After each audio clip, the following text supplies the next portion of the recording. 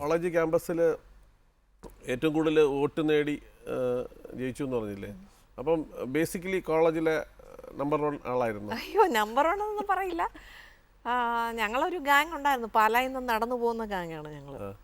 കാരണം ബസ്സിലൊന്നും കയറണ്ട. ഞങ്ങൾക്ക് ഒരു 1.5 കിലോമീറ്റർ മതി വീട്ടിൽ നിന്ന് അരുണാപുരം വരെ. ഞങ്ങളുടെ വീട് ടൗണിലാണ്. അപ്പോൾ അവിടെ നിന്ന് അരുണാപുരം വരെ നടന്നു വരിക.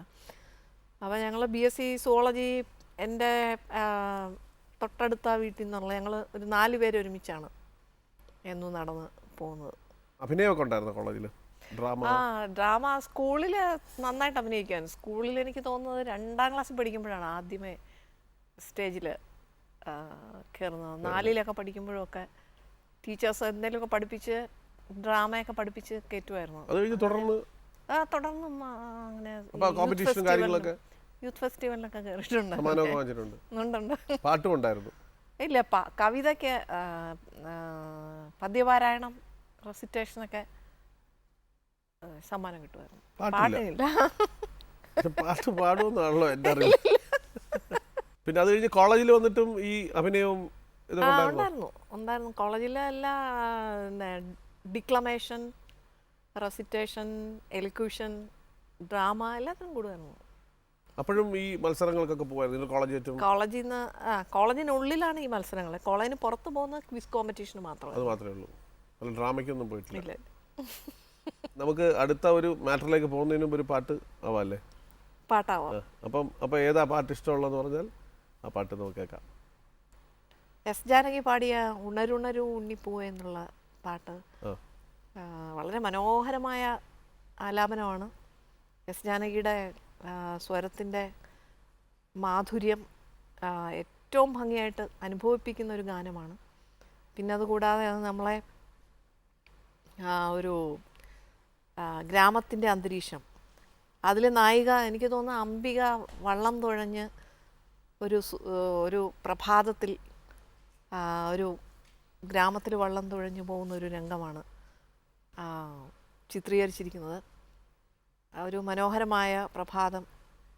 വള്ളം തുഴയുന്നത് ഞങ്ങൾക്ക് എല്ലാവർക്കും ഇഷ്ടമുള്ള ഒരു കാര്യമാണ്. കുട്ടനാട്ടിലാണെങ്കിലും പാലായിലാണെങ്കിലും വെള്ളവും വള്ളവും ഒക്കെ ഞങ്ങൾക്ക് പ്രിയപ്പെട്ട സൂര്യോദയം കാണുന്ന മനോഹരമായ വളരെ ആ പാട്ട്. അതുപോലെ പിന്നെ കരിനീല കരിമ്പുകൾ വിളയുമ്പോൾ തോളിലേറ്റി കാവടി ആടുന്ന കാറ്റ് എന്ന് പറയുമ്പോൾ അതങ്ങ് അനുഭവിപ്പിക്കുകയാണ്. അത് ആ കവിത നമുക്ക് ഇതിൽ കവിഞ്ഞ് ഭംഗിയായിട്ട് എങ്ങനെയാണ് ഒരു കരിമ്പിൻ തോട്ടത്തിൽ കൂടെ കാറ്റ് പോകുന്നതിനെ ചിത്രീകരിക്കാനാവുക? അത്ര മനോഹരമായ വരികളാണ്.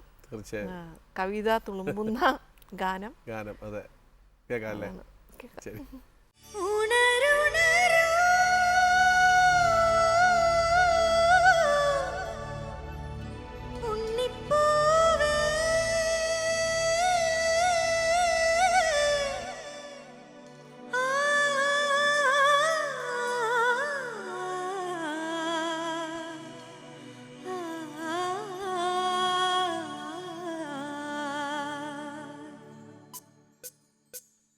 കരിക്കോട്